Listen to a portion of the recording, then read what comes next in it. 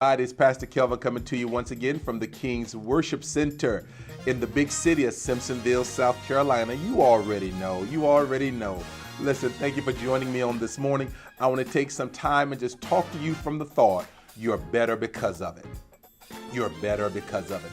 Psalm 119:71 simply says this: it was good that I suffered, that I might learn your decrees.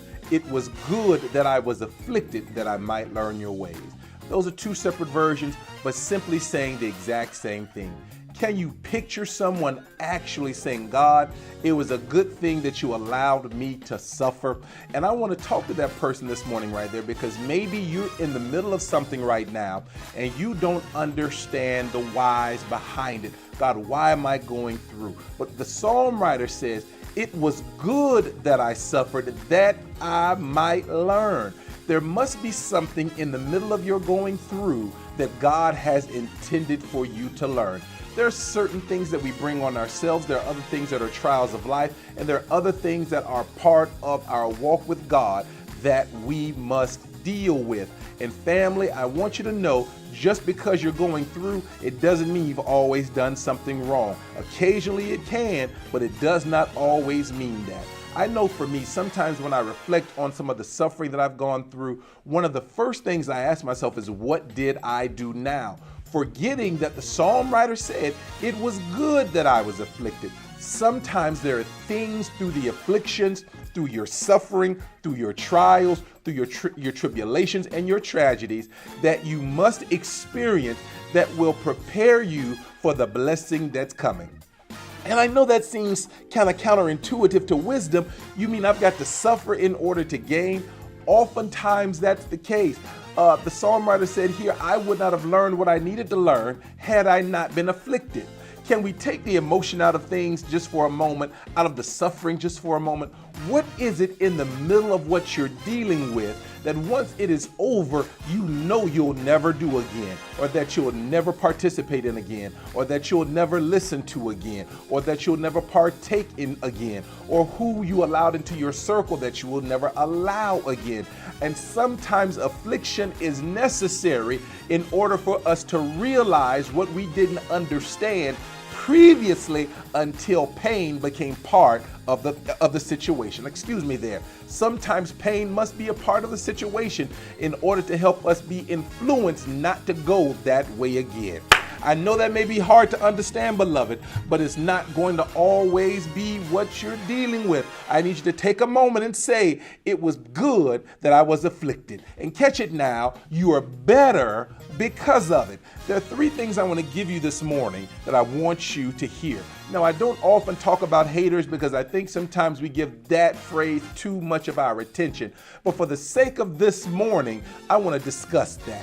Do you know this? And I want you to hear it clearly, that the righteous who suffer are far better than the sinners who rejoice. Can I say that again? The righteous who suffer are far better off than the sinners who rejoice. I'm certain there may be somebody laughing, talking, making crude remarks about you and what you're dealing with right now. You walk with God and they're criticizing what you're dealing with. They don't see how you're going to make it. They've got all the antics, all the jokes, everything, and you're doing what you're doing for righteousness' sake, and it hurts. But I want you to understand this: the righteous who suffer are far better than the sinners who are rejoicing. Because guess what? At the appointed time, God is going to raise you up, not because of you, but because of his promise to you. And because he's not a God that can lie, the sinners that are rejoicing at your demise right now are going to stop laughing and have to be surprised at what God has done through you. So let them laugh, let them hate, because God has the final say.